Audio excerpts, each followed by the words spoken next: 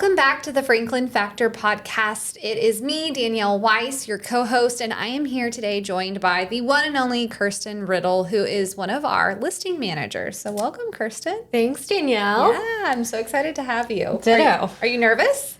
A little bit, Okay. but Don't be. It's just a conversation. Yeah. So we're going to have fun today, you guys. Kirsten is an amazing listing manager on our team. She handles anywhere from 60 to 80 listings as they go active all the way to the closing date, correct? And Correct. so for you listeners out there, what you're going to get out of today's episode is just really understanding what actually happens when you list a home. If you think just putting a sign in the yard and waiting for a buyer is all it takes, everyone knows that is not the case. And so Kirsten's going to be very helpful today in this conversation of explaining what it takes to manage that high volume, to get homes sold, and to walk clients to the closing table. So let's dive in. Okay. Cool. So Kirsten, give us a very overview of what all you do in your role as a listing manager, because you have to put yourself in the position of a listener. They're going, okay, great. What does that mean? You just kind of like manage the paperwork. Talk to the listeners and share what are your duties and responsibilities and how your role is implemented into our team. Yeah, so I essentially have the listing from the day that you are live on the market until the day that you're at that closing table at the title company, signing your life away. Okay. So when the home is active, what are your responsibilities and duties kind of from an overview? So I definitely I feel like I run comps every single day. I make sure that we are right with the market. I look at showing requests. I look at showing feedback. I communicate that with the sellers of like, hey, we're off, or this is what we need to do, kind of just to reevaluate how to get this home sold. Yep. And one thing to point out prior to you getting the file, there's a handoff that happens. So we have specific agents that hand their files over to you. So you are not the one that's actually going on the listing appointment, meeting these clients face to face. And we'll talk about that a little bit more later on in the podcast and how you overcome that, because a lot of sellers say, we haven't seen my home, right? Mm-hmm. How can you sell my house? So you, as soon as the file goes active, you're communicating with them, introducing yourself and managing that until you receive an offer, correct? Correct. Okay.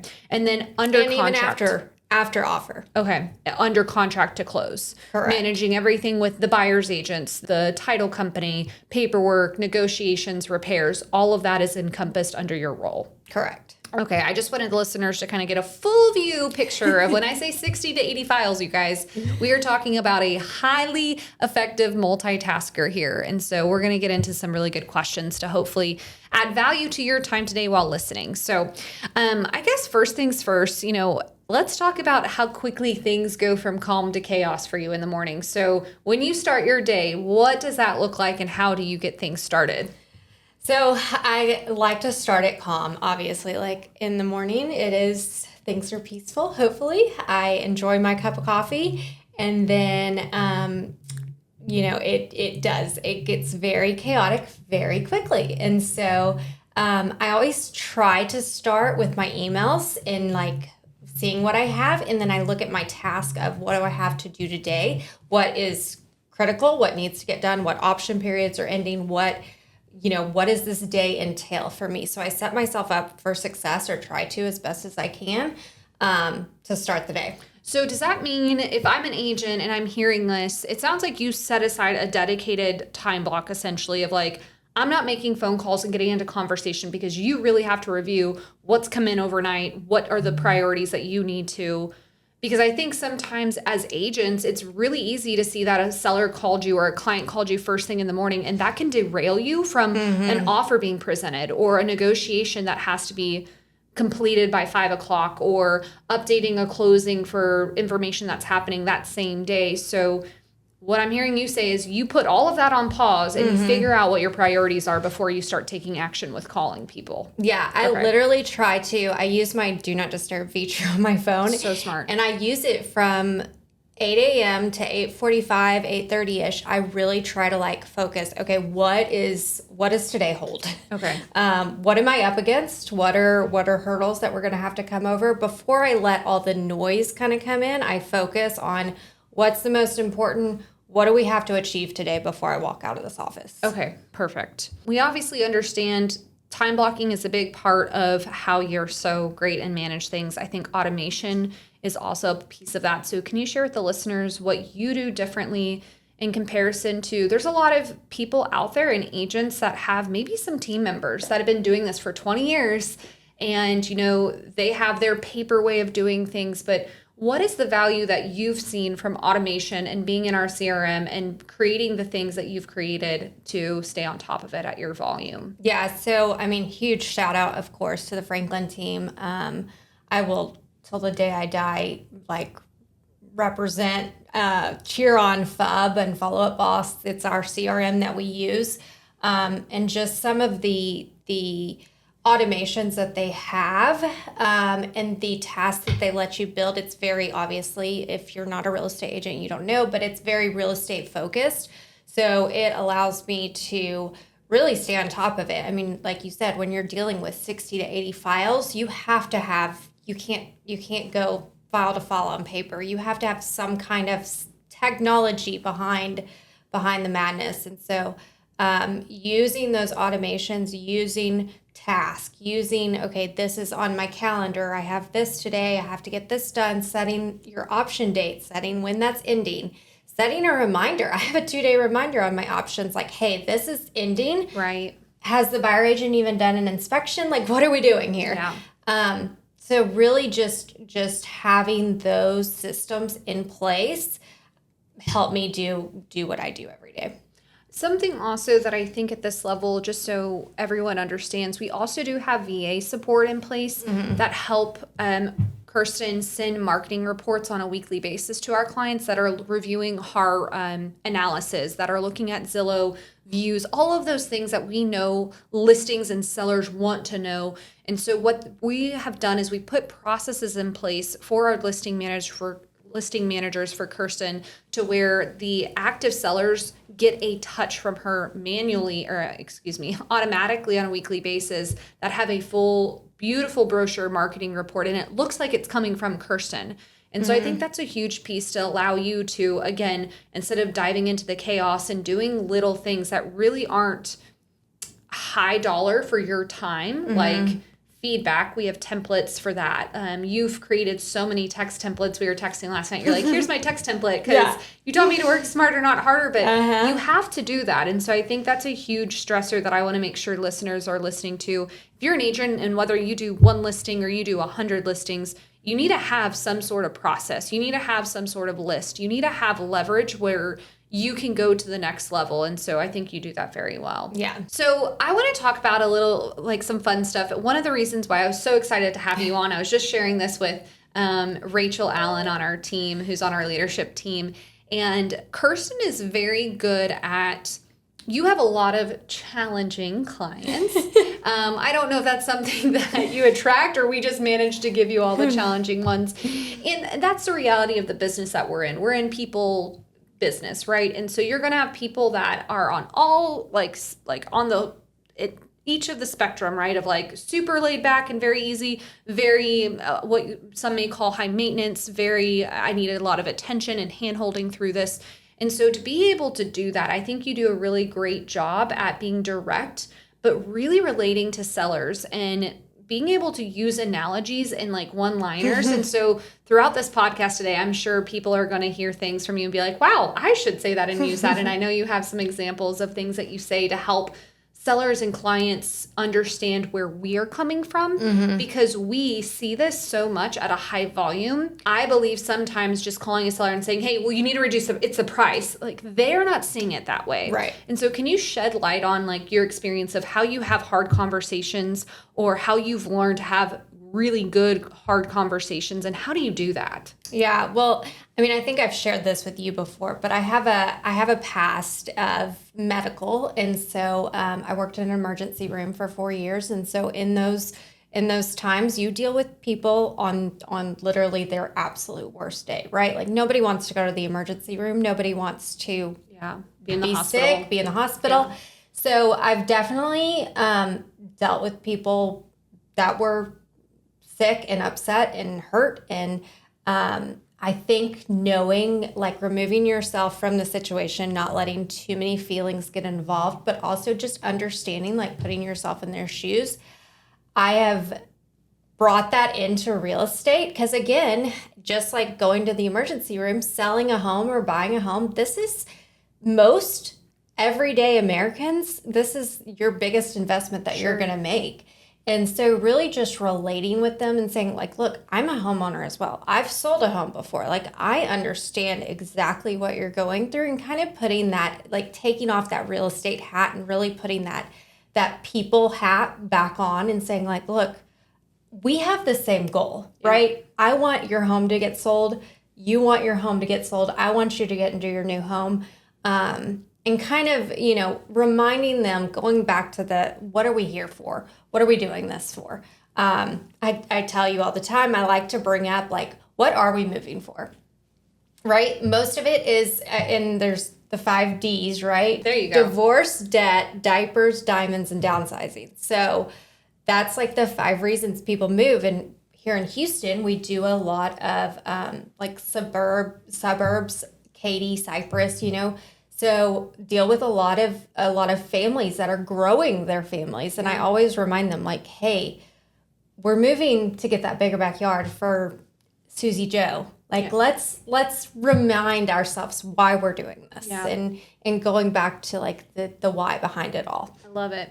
Because sometimes sellers can get a lot of things wrong. So let's talk about that a little bit about, you know, what do clients sometimes misunderstand about listing a home, or even real estate agents? And then what do sellers think matter the most that actually doesn't? So talk about that. Like, what are some misunderstandings? And then how do you hear when they're focusing on the wrong things? What are those, and how do you redirect them? Yeah, so the first part of your question, the misunderstandings is they think we just throw a sign in their yard and put it on the MLS, and then you don't see us until we're collecting our paycheck. And that's so far from the truth. We are essentially, I mean, we are doing everything on the back end. And I tell sellers this all the time. I'm like, look, I know that we're not speaking every single day, and you don't know exactly what I'm doing, but the work that I'm doing behind the scenes to get your house sold and get us to that finish line, I'm running the comps. I'm looking to see, okay, neighbor down the street, Joe Bob, just sold for $590 and we're listed at $620, and it's a very similar lot. Like, we need to do something to get ahead of this versus chase it. Yeah. I wanted to add one thing real quick. Yeah. Because I think sometimes, like we were saying, they think we just list the home and then they don't hear from you, just besides on a weekly touch base, check-in, or when something comes up, right? What we have done a really good job of, and what we strive to do here at the Franklin team, is we want to be proactive and explain at that listing appointment what the team in the background is doing. So while Kirsten may be the duck swimming on top of the water with the updates, right? Underneath, we are just swimming.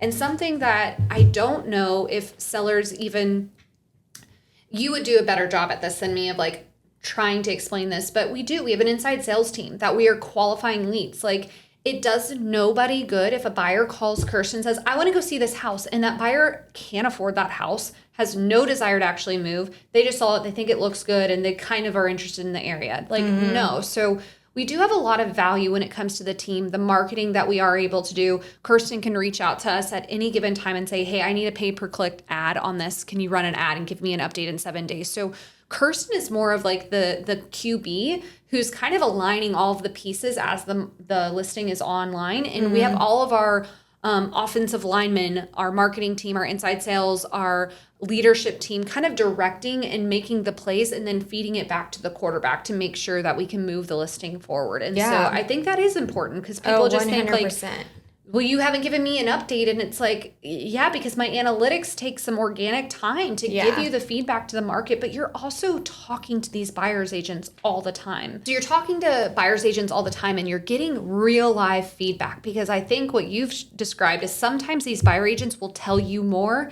than what they put on feedback, if you even get feedback. And so what are some of the hard things that you've had to tell clients, and what does that look like? So, well, one thing for any agent out there, please leave feedback. Like, this is a beg from a listing agent with 60 plus listings. Leave me feedback. I don't care if it's what your seller said or what you think. Like, give me something. Yes. And the reason why is because I can have an opinion all day long, right? Like, I can sit here and say the house is overpriced. I can sit here and say the 3 dogs isn't helping our situation. The house stinks. Like, I can give my opinion all day long. But until that other opinion comes in and kind of like, hey, they don't want to buy this house. Ooh, yeah. Because there's a difference because they could have wrote an offer. Correct. Yeah. Correct. Like, they're the ones with the money in their pocket. Like, they're the ones coming. And because of that, and it is, we obviously have automations that reach out to agents asking for feedback.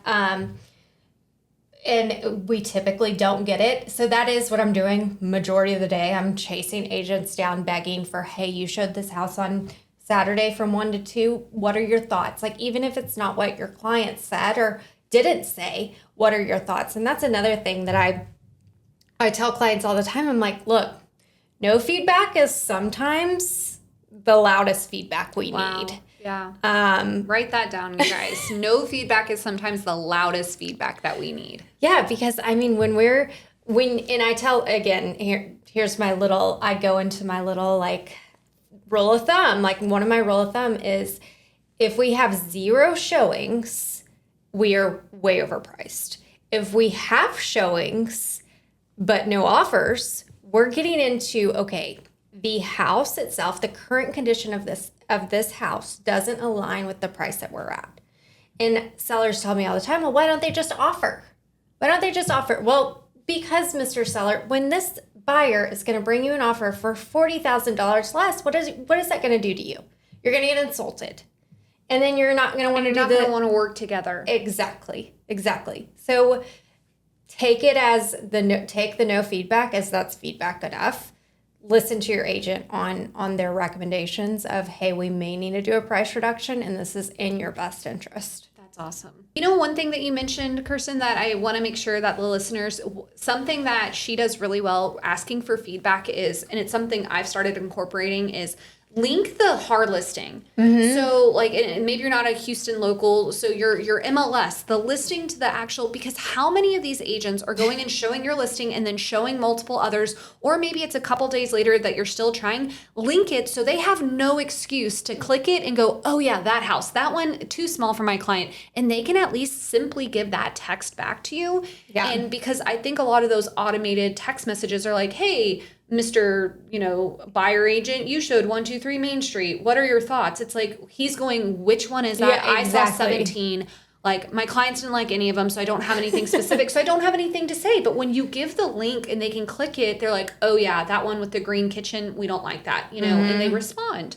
So just a little tip for you listeners out there, put the link in your text message to the buyer's agents. Yeah, for sure. And buyer agents, and again, I've been on that side, so I know how buyer agents were. I had a client that we showed over 40 houses. Oof. Because she did not know what she wanted. Yeah. And while it was exhausting, yes, it took me 2 minutes after every showing to just make a quick note of purple kitchen wasn't a hit. Smell didn't help. Yeah. So like just take the time, because you're helping your fellow real estate community. Yes. We're educating those buyer agents out here right now. Okay, let's talk about this. How much of your job is marketing and operations versus people? Oh gosh. I mean, my job is, I call myself. You say that as if you're not like excited about it, but I promise she enjoys what she does. I do. I love what I do, but I call myself the chaos coordinator because it literally, I just coordinate the chaos.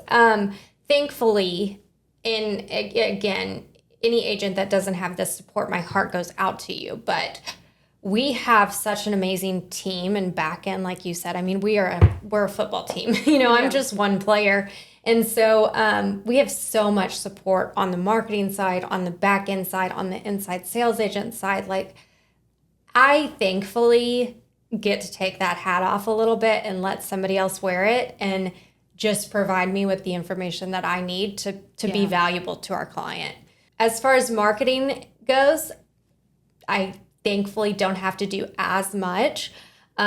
Obviously, I still want to provide the benefit of what we're doing and what we're seeing back to the communicator clients. of what we're doing. Yeah, but I tell sellers all the time, look, the biggest way that we can market your house is your price. Like, I can pay for thousands of Google leads, but I guarantee you, or Facebook or whatever the case may be, nobody's going to come buy your house off of Instagram because they just clicked on it. Like, it has to align with them. And aligning often means with price. Yeah. Yep. And sometimes it just takes putting the sellers in the buyer's place. Yes. I think about homes right now.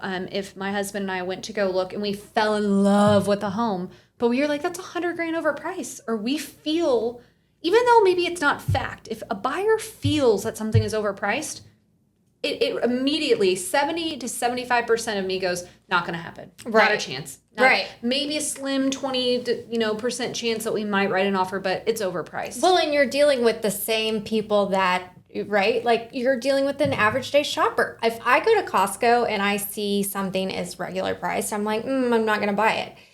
When that same something is marked down, I'm going to buy what's the limit? 5? Like, I'm going to get all 5. So It's the same.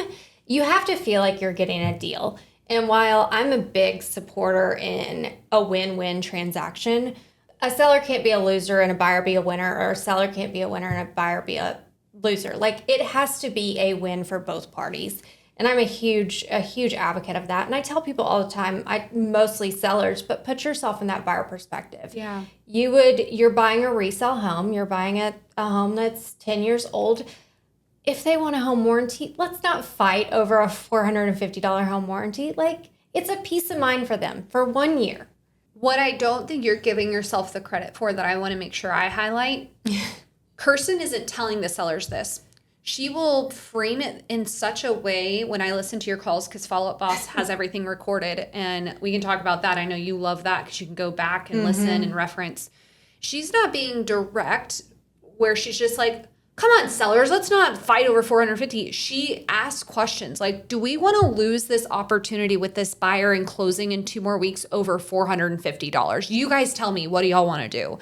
Because what it does then is it puts that feeling of like, they want this out, and it really shows the cost, right? Mm-hmm. The risk and the reward of, if we say yes, we get what we want. We get the new home with the bigger backyard. Our family's growing. We've done this for so long. We get what we want. Mm-hmm. Or are we focusing on, that's $450. Okay, well, what is that $450 worth? Is it worth you guys closing on time with your new home with the bigger backyard? Your family's growing. We're running out of time.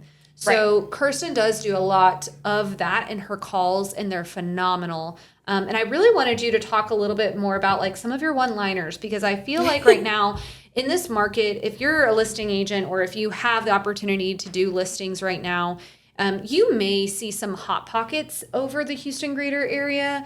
There are definitely more desirable areas like the Woodlands. There's certain areas of town where I live in where things will just go. It doesn't even matter. It still is very much so a seller's market. But right now, I would say majority of what we are seeing, it is not a seller's market. No. It is not, I list, I get what I want. They have to do as I say, and it's selling right away. Yeah. It is definitely more of I would say a stable market. Mm-hmm. But let me tell you, buyers are looking at 6.5%, 7% interest rates. And so they're saying like, I want a deal, like you said. So talk to me about how you say witty things.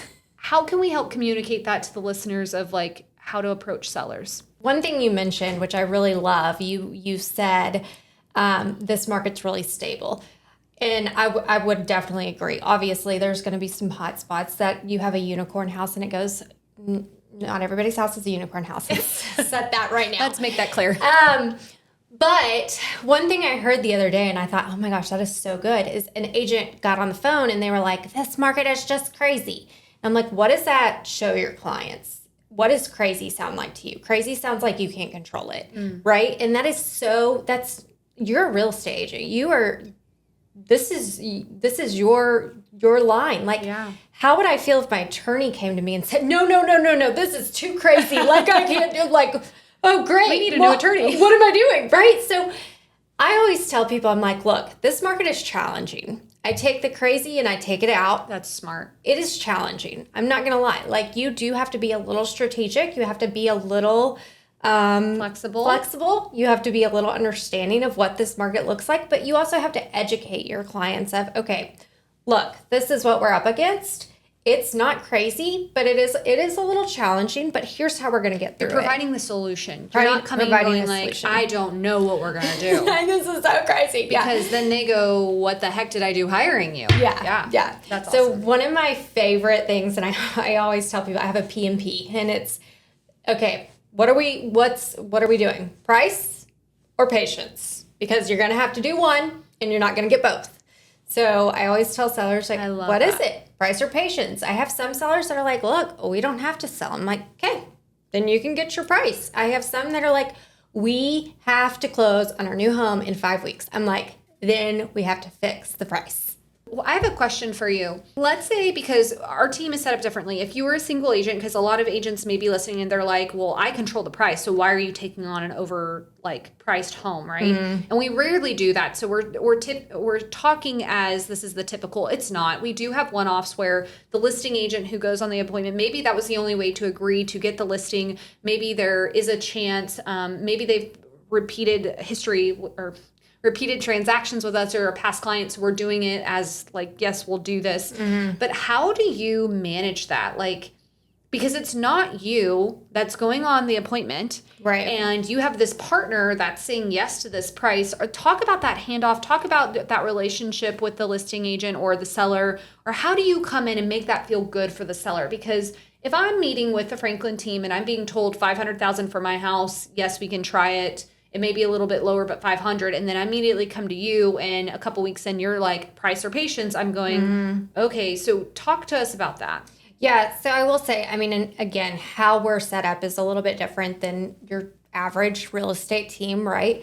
So I have a listing specialist, Brandon, he's my right-hand man, and we probably talk at least twice a day. There's days that I feel like we've probably talked like more than me and my husband talk, and he's like, what are you doing?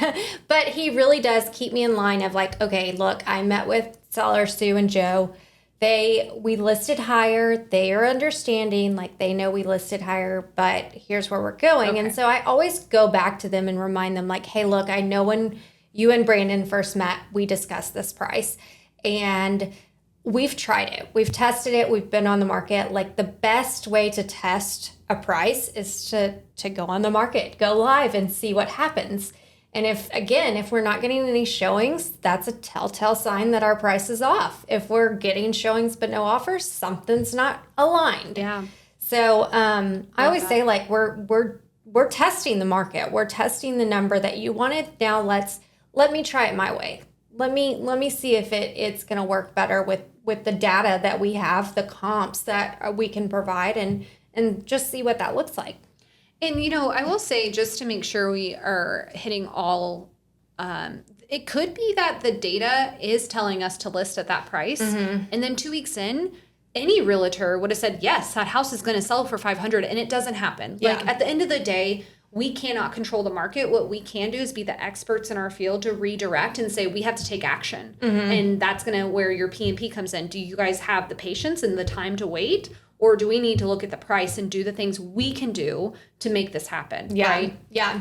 And another thing on that is the market changes every single day. And I love to bring this up. Like house 3 doors down just sold. That now has to become a comp. We didn't have that when you first met. And a lot of these people, I mean, again, this is your biggest investment. Typically you're going to bigger, so it's an even bigger investment. So when you meet 6 months ago and then you re-meet now, like things are going to be a little bit different. Yeah. And I tell people all the time, almost 90% of home buying is through loans, through mortgages. So the bank has to agree to that amount, right? Like not just the person. If they're coming in and paying all cash, sure, I don't care what it appraises for, yeah. But like it has to appraise for what a bank thinks it's worth because that's who's giving the money. Yeah. That's who's going to write your paycheck. Yeah. So that's a good point of talking about the appraisal with the sellers at that point. Yeah. Okay, well, we're going to start wrapping it up, but we're going to get into the fun part. Let's talk about, can you give us some you can't make this up moments that you have seen on your listings? Oh my gosh. This is like appropriate ones. Okay, I was going to ask, are we like PG-13? Yes, PG-13. Okay. I've gotten some calls about paraphernalia being in houses. That's like an interesting one that I've like never can't make it up. I'm like, oh great, like I'm sitting in the school pickup line. Because then you have to call the seller and say, hey, guess what was out? Can you pick up your paraphernalia? Yeah. And like whether that be marijuana or sex or whatever the paraphernalia may be, I'm like, okay, well, I like to preface it with like, hey, we want to make sure that your home is welcoming and inviting for a family to envision themselves there. So while that may be something that you're into, not everybody else is. So let's just put it where it needs to go. I love that. Okay, what else? What other can't make this up have you seen? Oh gosh, we had one. This one was so crazy. We made it to the finish line. It was like 2 days before closing, and I get this email like 7:00 at night on like a Sunday from the title company, and they're like, "Hey, did you know that your seller has an unresolved IRS lien?" And I'm like, "No." Like, did you know? Like, what? And they're like, yeah, we just found out that the seller has like a $200,000 IRS tax lien. I'm like, oh my gosh. And I call him. I'm like, hey, did you know about this? He's like, oh yeah, I have an attorney. They've been working it. I'm like, you didn't think to communicate this with your listing agent? Right. Like, well, a lot of sellers don't know that has anything to do with their property that they own. Well, it's going to stop you from selling it really quick because the government's going to get it. Yeah. So that one was a crazy one. I mean, I've had so many solar panels. I have a strong opinion about solar panels. I should probably keep it to myself, but don't put solar panels in your house if you are planning to move in at least 5 years. Like, don't do it. If you can't pay for them in cash. Don't do it. Yeah. Yeah. And see the benefits of them. I mean, granted, I assume there's a benefit to it, but again, it's an ROI. What's the risk of the investment? What's the reward of the investment, right? Yep. So Yep. Don't put them on your house thinking that people are going to want your house because take over the loan, right? Yeah, right. Because they're already trying to get qualified for a loan, and that's what we find in real estate. There are right now, just because we're talking about solar panels, I forgot what it's called, so I'll have to do my research. I think it's called a PPA that the solar companies are recognizing in the real estate world that realtors are not advising clients to do it. Mm-hmm. And so their sales have decreased. So they've allowed better opportunities with PPAs that will help the transfer of the loan to the new buyer. That won't affect the buying power of the buyer with their mortgage loan. And so they are trying to be a little bit more accommodating. But again, highly recommend you talk to a trusted real estate professional that can weigh the options, because we have an agent on our team, Jason, who has his own solar panels and has done research on these PPAs and solar companies. So he has solar panels, but he did it himself and paid them in full because of the challenges with resale and what we see on a day-to-day. Mm-hmm. So just a little side bit. Give us a couple of different quick one-liners or things that I think it's so fun listening to your calls and doing business with you, because the way you say things to sellers, but it gets their attention and they trust you. You've already built rapport. And they've obviously hired us. But like, talk to us a little bit about like when you're having one of those hard conversations, how you get them to really subjectively think about pricing right. Yeah. So, I mean, sometimes I'm a little too direct, and I beat myself up on that because I don't beat around the bush. Like I land the plane. And I tell my husband all the time, I'm like, he'll tell this story and it just like circles. I'm like, land the plane, like get to the point. We're all different in that way. I hear you. And I tend to land the plane like really hard, but I'll have sellers tell me, "Oh my gosh, well the buyers are they're gonna see the potential here. I know they are." And I'm like, "No, honestly, what a buyer's gonna see is that kitchen needs $80,000 worth of renovation. That's the potential. That's the potential. I mean, put yourself in a buyer's shoe, right?" Some other things that I love is we just put $50,000 into the kitchen, and the countertops are Taj Mahal, and it's just, we have a wood cutting board built in and all of the things. And I'm like, great.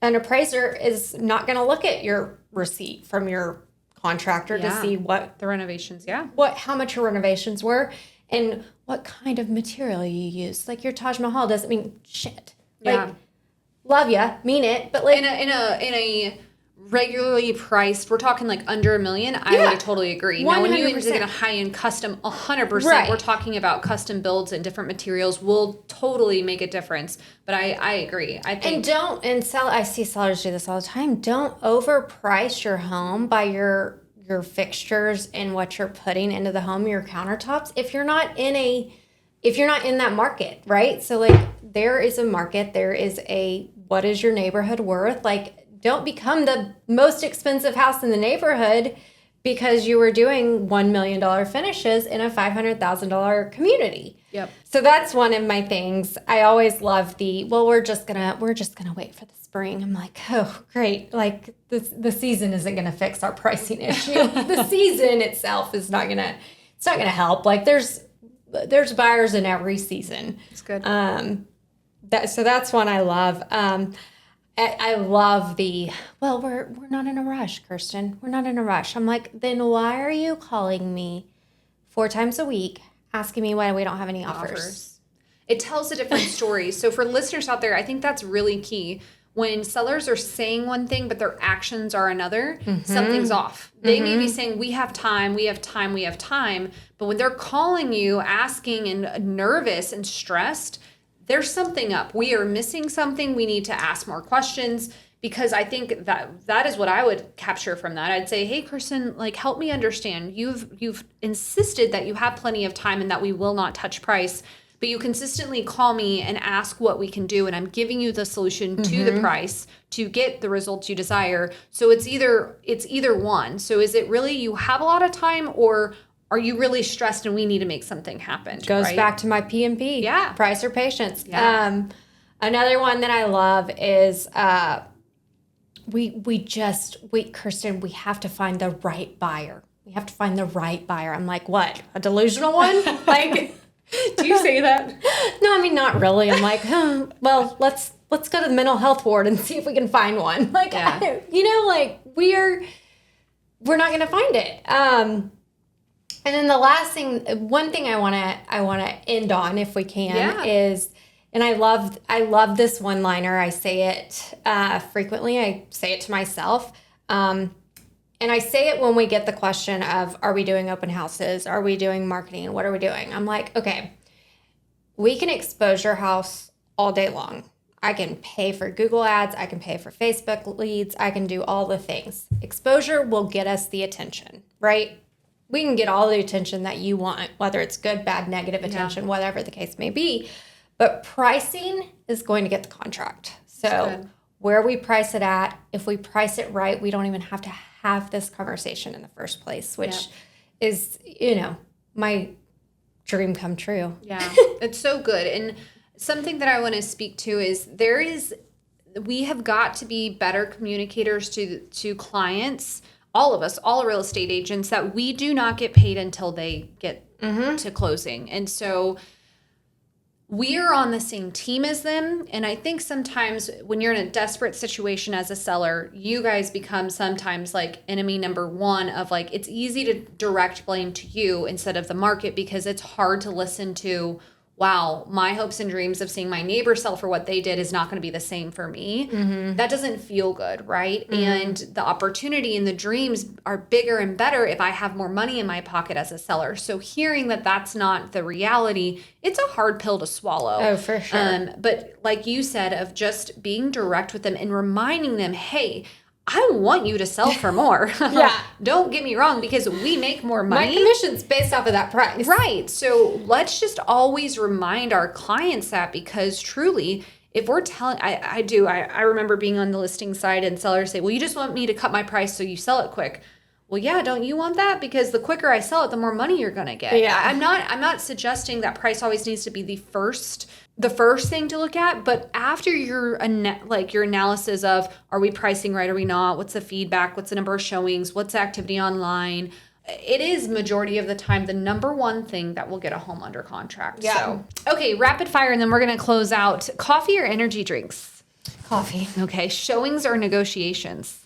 Negotiations. Text or phone calls with clients? Text. Kirsten. New construction or resale? Ooh, see, this one's hard. I love new construction, but I also love the like what resale holds. I do both, obviously. But I don't know. That one's 50-50. Okay. Biggest pet peeve in real estate? People thinking, well, I've got two, actually. Sorry. One, some real estate agents I really question. Like, where did you get your license from? And how did you become a broker? How did you become a broker? It's supposed to take Facts. 5 years of learning and Facts. what are you like? Yeah, we I should seriously actually talk to Trek about this because on the daily basis, what we see. Oh, it's absurd. Yes. I think that I joke about this, but I really do you remember as a kid walking into Walmart and like you would walk out and get the little smiley face sticker Yes. and you thought like life Yes, is so yes. good. I joke and I'm like, did Walmart hand out your real estate license walking out? Yeah, it's Like, scary. It is so scary, especially when, like, obviously, most of the time I'm advocating for a seller, but like to think that a buyer is trusting this person with Totally. sometimes $400,000+. They're trusting this person that doesn't know anything. Like, that is Scary. terrifying. Yeah. And I want to pick up the phone and be like, Mr. Buyer, did you know that your agent was doing Yeah. this? But like, obviously, that's not my place. But like, golly, do your research, please, especially before you. So that's your first pet peeve. That's my first pet peeve. Okay.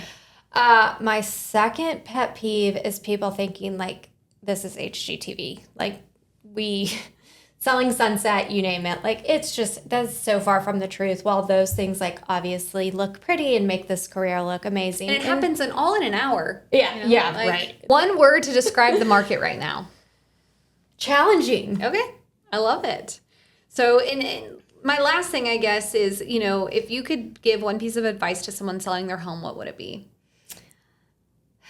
Your house is not worth what the appraised value for the tax record is. Good advice. And I love to go into detail on this because the tax record is making money off of you in that price. So they want it. They want it to be high, right? Yes. And that's why I always tell people protest your taxes. Protest your taxes. It's not going to hurt you when you go and sell.